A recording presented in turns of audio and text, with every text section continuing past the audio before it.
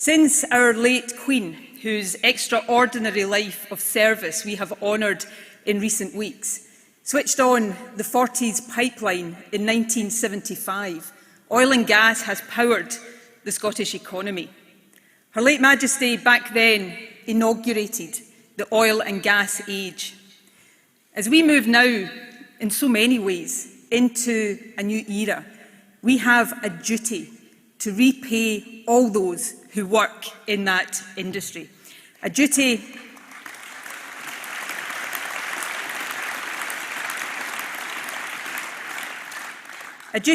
to support them into new jobs in green energy, an opportunity to usher in the new age of Scottish renewables. Conference, Aberdeen is the oil and gas capital of Europe. Let us resolve today to now make it the net zero capital of the world. Take advantage of the renewables revolution. Incredible Scottish ingenuity here in the North East, supported by the Scottish Government, developing technologies to tackle the global climate emergency. It is exciting, inspiring stuff, and it is a shining example of what a Scottish Government can do when the powers lie in our hands.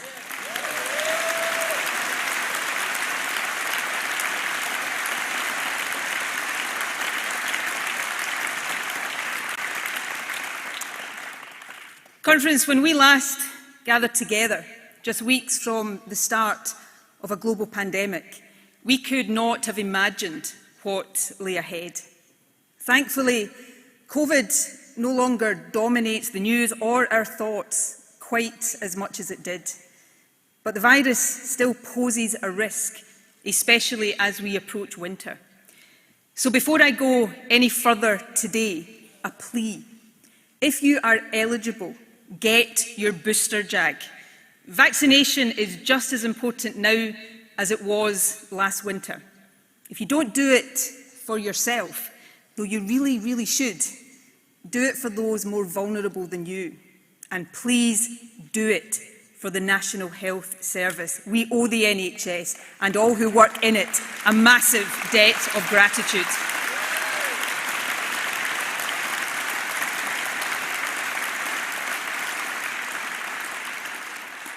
Conference, all of us hoped that when the worst of the pandemic was over, better times would lie ahead.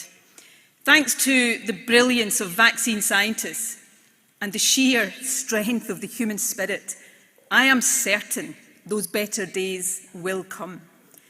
But in the midst of a cost of living crisis, it won't surprise you to hear me talk today about the challenges we face and about the massive responsibility of me and my government to help you through it.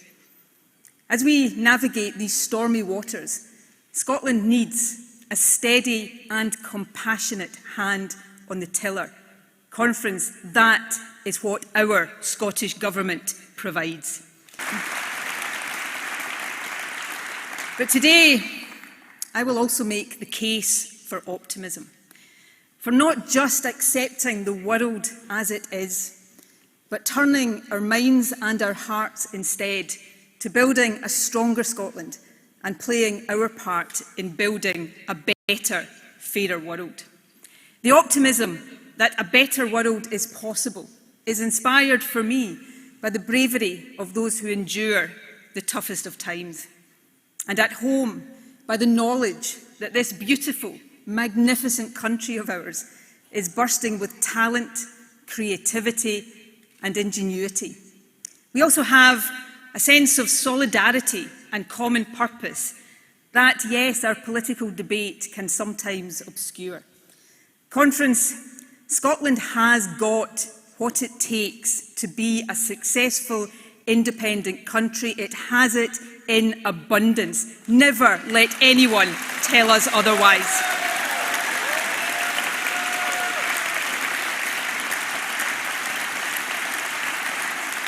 A better future can be hard to see, eclipsed as it is by significant and profound challenges. A war of unprovoked aggression on our continent, an energy price crisis and soaring inflation, democratic norms eroded and human rights attacked in too many countries.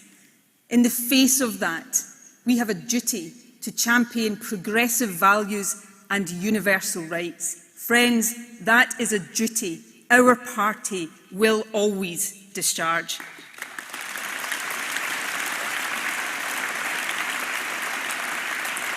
We have a Westminster government intent on taking us down a different path. The current Home Secretary, speaking at the Conservative Party conference, said this about asylum seekers. And even as I quote her, I struggle to comprehend that she actually said these words. But here they are. I would love to be having a front page of the Telegraph with a plane taking off to Rwanda. That's my dream. It's my obsession. Conference, my dream is very different. I'm sure it is shared in this hall and by the vast majority across Scotland. My dream is that we live in a world where those fleeing violence and oppression are shown compassion and treated like human beings, not shown the door and bundled onto planes like unwanted cargo.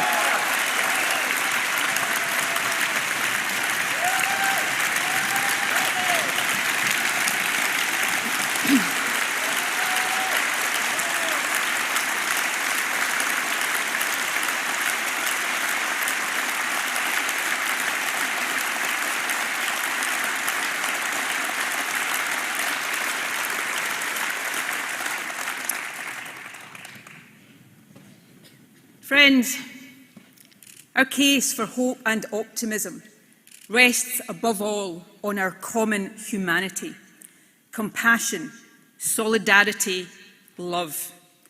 These values sustained us in the darkest days of the pandemic. They must drive us forward now.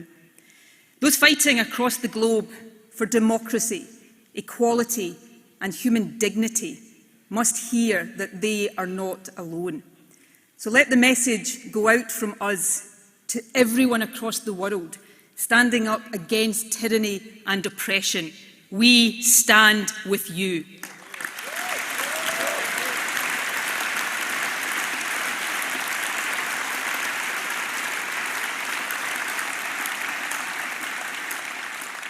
To women in Iran fighting for basic human rights, we stand with you.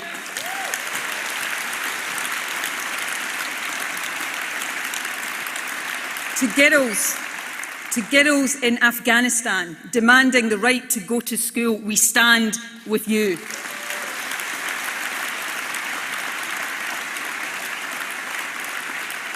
To men and women risking their lives in opposition to Putin in Russia or his sidekick in Belarus, we stand with you.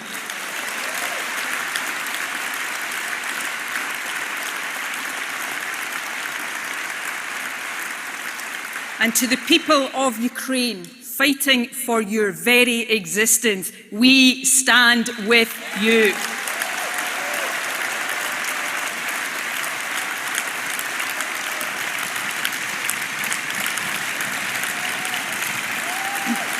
Strong man.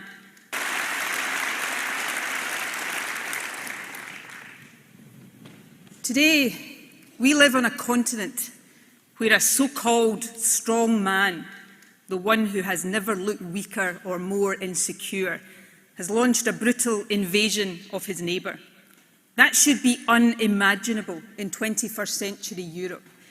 But for the people of Ukraine, it is all too real. Every day there are atrocities and killings. Today, the capital Kyiv and cities across the country are under renewed bombardment. Despicable war crimes have been committed. And Conference, let us be clear. These are war crimes for which Vladimir Putin must be held to account.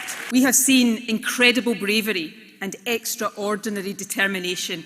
Ukraine, you are an inspiration to the world, and we will always stand with you.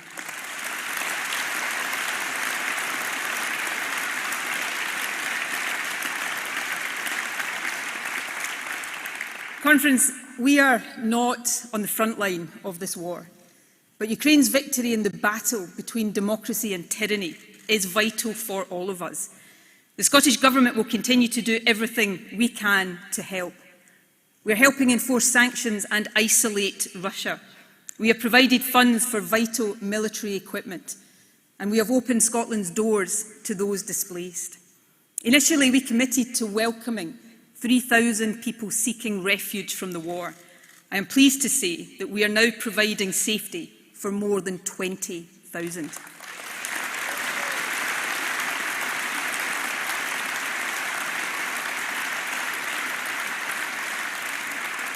For Scotland, there is a fundamental democratic issue here, and it has real-life consequences. Whether it's Tory or Labour, Labour or Tory, it's not us who gets to decide. Our votes don't determine who gets to occupy number 10. For Scotland, the problem is not just which party is in power at Westminster. The problem is Westminster.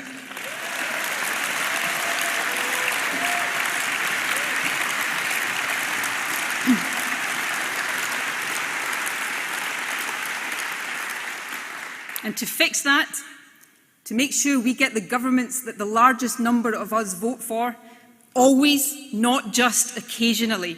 For that, my friends, we need Scotland's independence.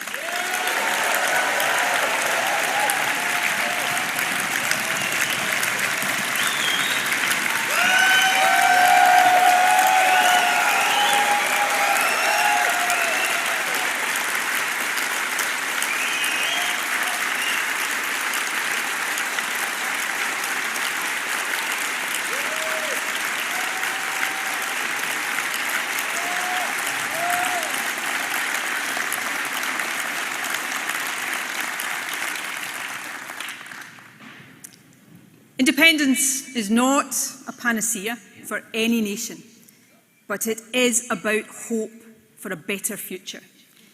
We all want Scotland to be a country in which no child goes to bed hungry, a place where everyone can afford to heat their home, where our vast energy resources benefit all who live here and help save the planet. None of that should be radical, but it must be the foundation of everything we aspire to.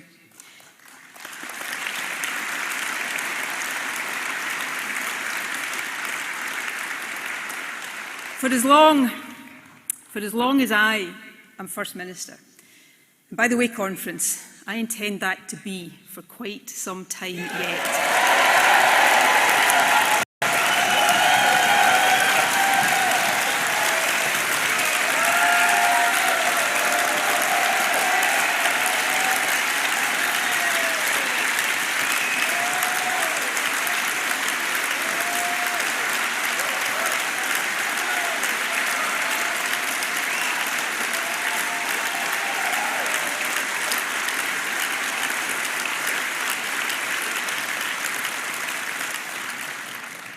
My job, our job, is not done. For as long as I am First Minister, I will do everything in my power to build the better Scotland we all want to see. Now, I know some people ask, and it is not an illegitimate question, why propose a referendum in the midst of a cost of living crisis? Conference, the answer is in the question.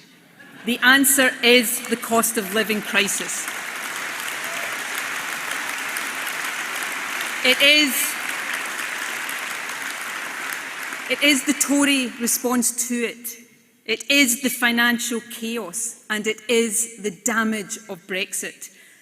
All of that is laying bare each and every single day the harm being done to people in Scotland because we are not independent.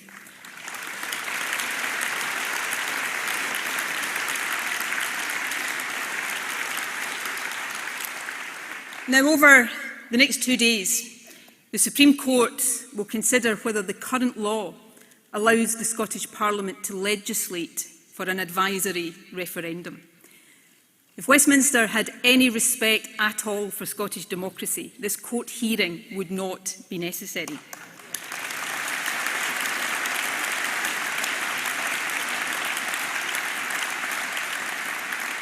But Westminster has no such respect. That means this issue was always destined to end up in court sooner or later. Better, in my view, that it is sooner. If the court decides in the way we hope it does, on 19th October next year, there will be an independence referendum.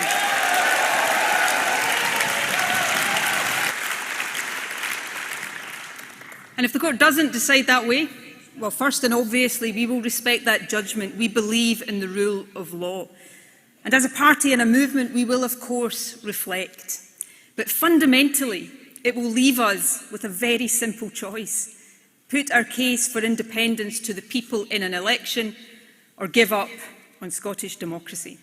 Conference, I don't know about you. Actually, I suspect I do know about you. But I will never, ever give up on Scottish democracy.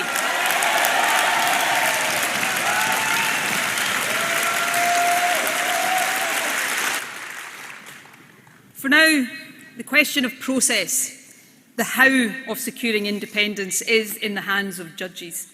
But it is for us to crack on with answering the question, why? Polls last week show that support for independence is rising. But remember, polls are just momentary snapshots in time. They go up and they go down. Much more significant are the findings of the latest British Social Attitude Survey. 10 years ago, support for independence was at 23%. 5 years ago, 45%. Now, in that gold standard measure of public opinion, support for independence stands at 52%.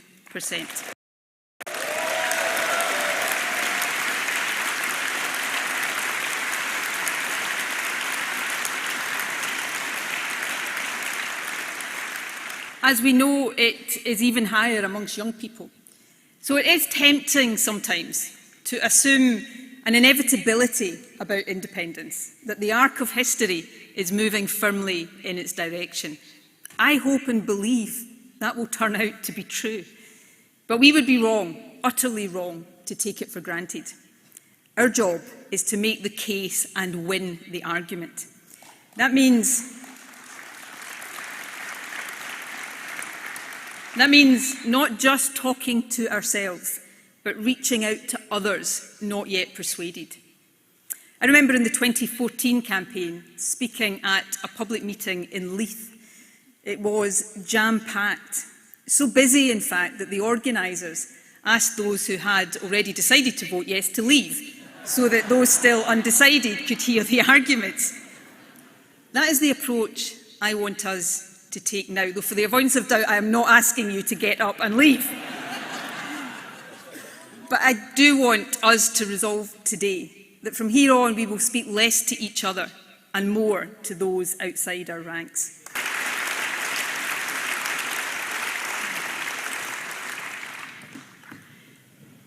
Friends, I know that some see independence as turning our back on the rest of the UK. It is not. It is about recasting our relationship as one of equals. Across these islands, we share history, family connections, and friendships. These things matter just as much to supporters of independence as to anyone else. In fact, I am willing to bet that the nations of these islands will work together even better with independence than we do now.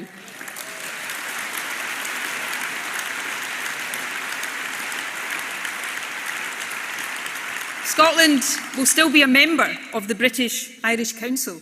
The difference is that, like the Republic of Ireland now, we will be there as an independent country.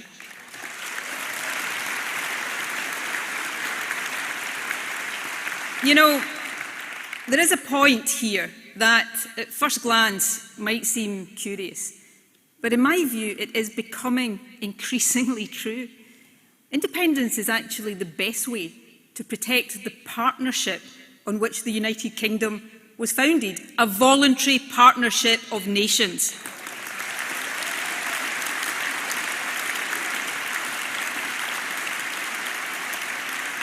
Right now, and make no mistake about this, it is an aggressive unionism that is undermining that partnership.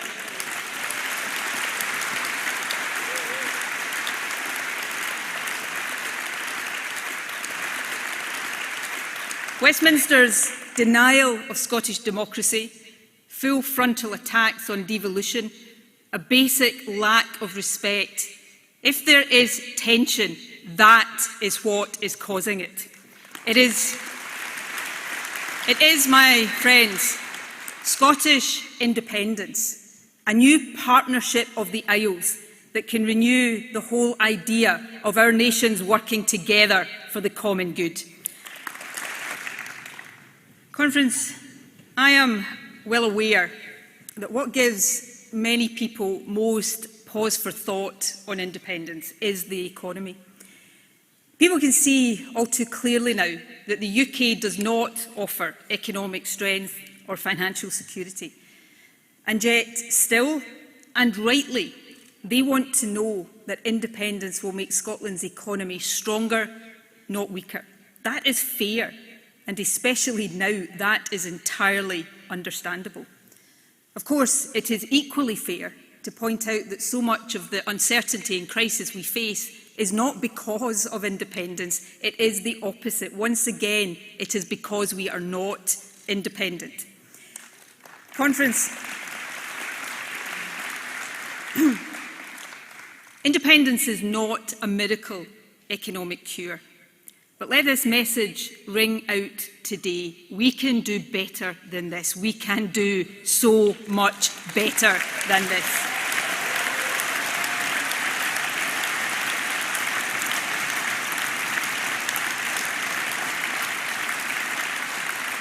And let's remember these three basic facts.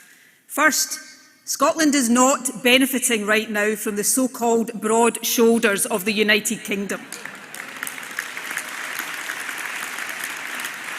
Second, and let there be no doubt about this, we have got everything it takes to be a successful, independent country.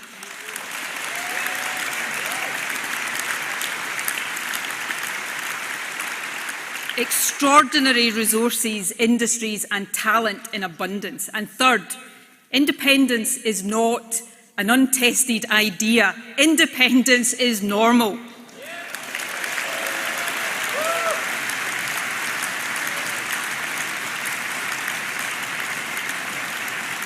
Illustrating that point.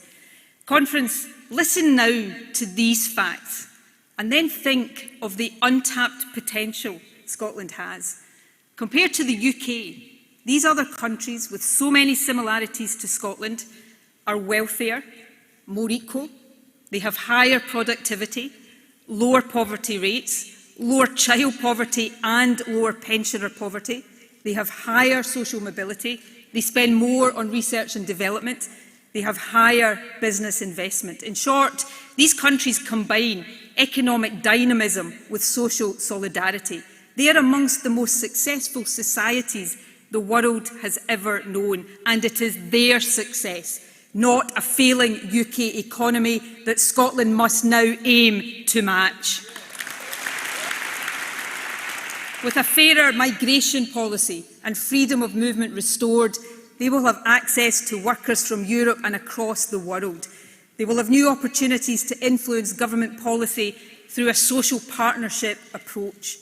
In short, we will show how we can break with the low productivity, high inequality, Brexit-based UK economy and use the full powers of independence to build an inclusive, fair, well-being economy that works for everyone. An economy that works for everyone. That is the prize of independence.